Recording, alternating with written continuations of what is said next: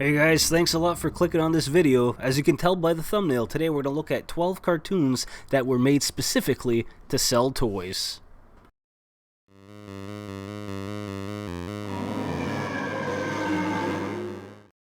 Welcome back to the channel, guys. Thanks a lot for stopping by. So these animated television shows were essentially advertisements as opposed to modern films that are famous for their product placements. Now, among them, some have become icons while others have just completely disappeared. These 12 cartoons were specifically produced to promote and sell the toys. During the 80s and early 90s, studios took advantage of the popularity of cartoons by merchandising them with high-valued items such as toys and action figures. Starting off our list at number 12, GoBots.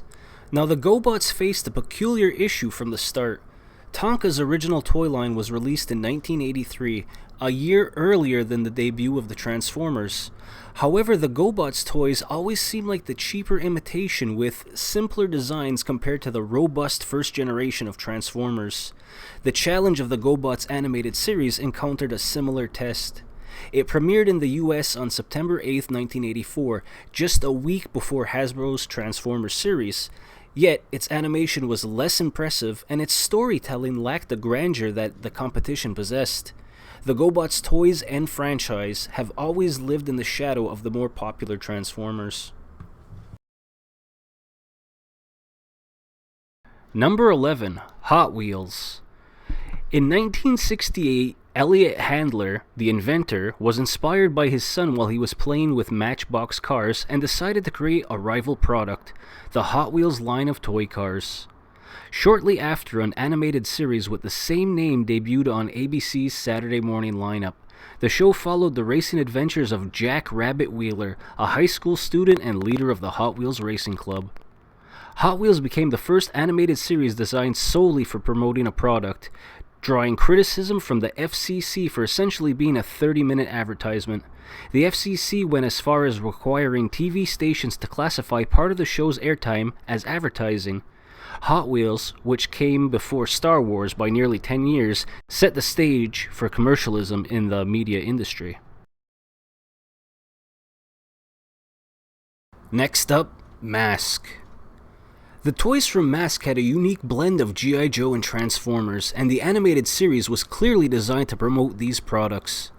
It seemed like the creative team didn't have to put in much effort to make the series successful, but they took it as an opportunity to prove themselves.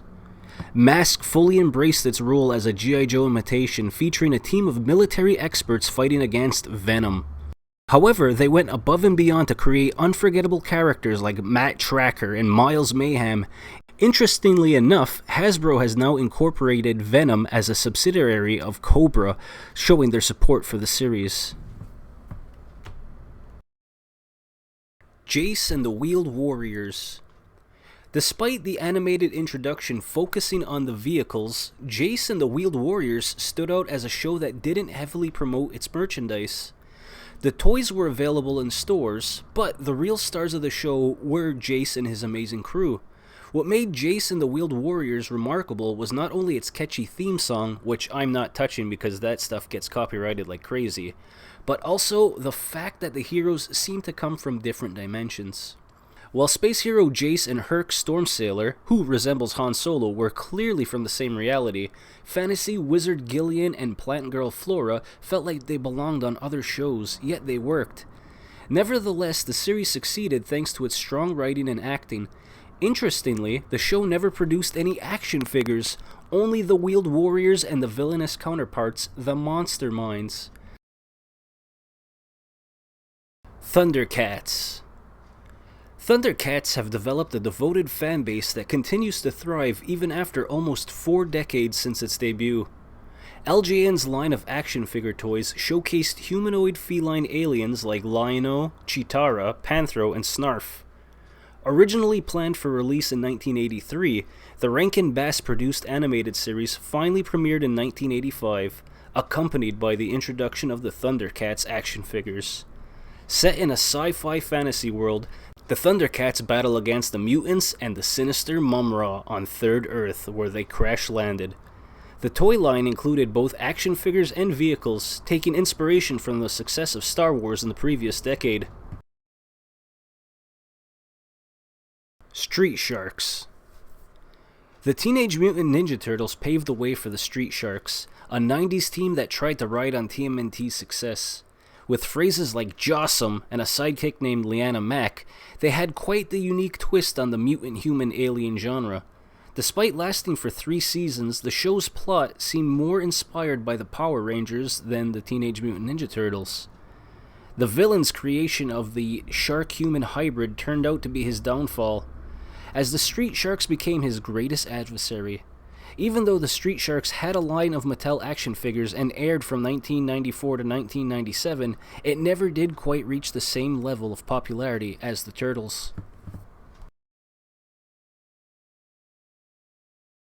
Rambo.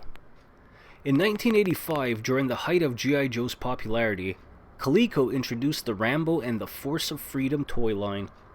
This toy line came before the 1986 Ruby Spears animated series of the same name. It was quite common during this time to adapt violent film franchises for kids. Hey, it was the 80s.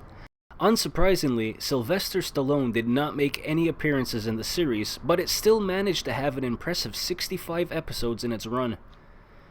The Force of Freedom toys not only included John Rambo, but also a variety of highly specialized military characters who made up his unit. Among them were Colonel Trotman and the unrecognizable ivory-clad ninja White Dragon. This patriotic toy line also featured the Skyfire assault copter and a rather puzzling 50 caliber machine gun toy. Just another R-rated movie turned into toys and cartoons for us 80s kids. Rainbow Brite. Rainbow Brite, much like the Care Bears and Strawberry Shortcake, began as a collection of greeting cards. Hallmark later turned it into an animated series in 1984, with Mattel creating a line of dolls and merchandise to go along with it. The show targeted young girls and even had a movie called Rainbow Brite and the Star Stealer, produced by Warner Brothers. Despite its charm and its light-hearted magical elements, Rainbow Brite didn't quite reach the same level of success as some of the other toy franchises. The original series only ran for 8 episodes, but it still holds a special place in the hearts of its fans. G.I. Joe. Did you know that Hasbro's G.I. Joe action figures have been around since 1964? Well, you do now. However, in the 1980s, the famous toy company decided to give their military-themed toy line a makeover. They introduced new vehicles, characters, and intricate backstories, and even a new nemesis called Cobra. It was in 1983 that G.I. Joe, a Real American Hero, was born, based on the line of Hasbro action figures. Initially, Hasbro planned for the Marvel Productions animation to be a short 30-second commercial to promote the new toy line and comics. But, thanks to the immense popularity of these commercials, a 5-part miniseries was created, followed by a full-length series in 1985. Isn't it fascinating how a simple toy line evolved into a beloved animated series? One of the best in my opinion. TMNT. Teenage Mutant Ninja Turtles gained immense popularity in the late 1980s as one of the most beloved cartoons, showcasing the iconic mutant reptiles in pop culture. These Ninja Turtles, living in the sewers and trained by a rat to battle the Shredder, have spawned numerous animated series and successful live-action franchises, and is a cherished childhood favorite of 4 different decades, all being able to claim a favorite series all their own. Originally a comic book by Kevin Eastman and Peter Laird in 1984, the TMNT already had a dedicated but small fan base. To promote the new toy line, Playmate Toys opted for a more child-friendly cartoon adaptation, which proved to be a huge success thanks to its humorous concepts, catchy theme song, and it captivated audiences worldwide. Masters of the Universe. He-Man and the Masters of the Universe toy line was launched by Mattel in 1981, showcasing characters from the planet Eternia in an epic battle between He-Man, also known as Prince Adam, and Skeletor. A mini-comic series was developed to complement the toy line, but later in 1983, Mattel collaborated with Filmation to create an animated series for their medieval/sci-fi toy line, He-Man and the Masters of the Universe. The success of He-Man and the Masters of the Universe led to a vast franchise that included video games, comics, role-playing games, and various TV specials and spin-offs. Moreover, in 2021, Kevin Smith produced a follow-up series, Masters of the Universe Revelations, for Netflix, delving into unresolved storylines for the original series. Transformers. Transformers originally began as a collection of toys hailing from Japan and has now become a beloved part of global pop culture. Back in 1984, Hasbro acquired the rights to distribute the Diaclone and Microman toys from the Japanese company Takara. Hasbro then rebranded these toys as Transformers for the Western market.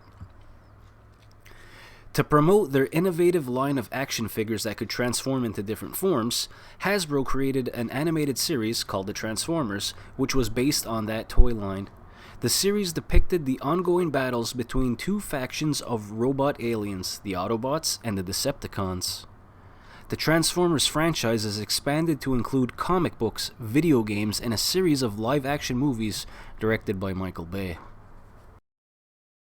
And that's going to do it for today's list of 12 cartoons that were made specifically to help sell toy lines. If there's any we missed, I'd love to hear it down in the comments. Thanks a lot for watching, guys. I really appreciate it. I'll see you in about a week. Take care.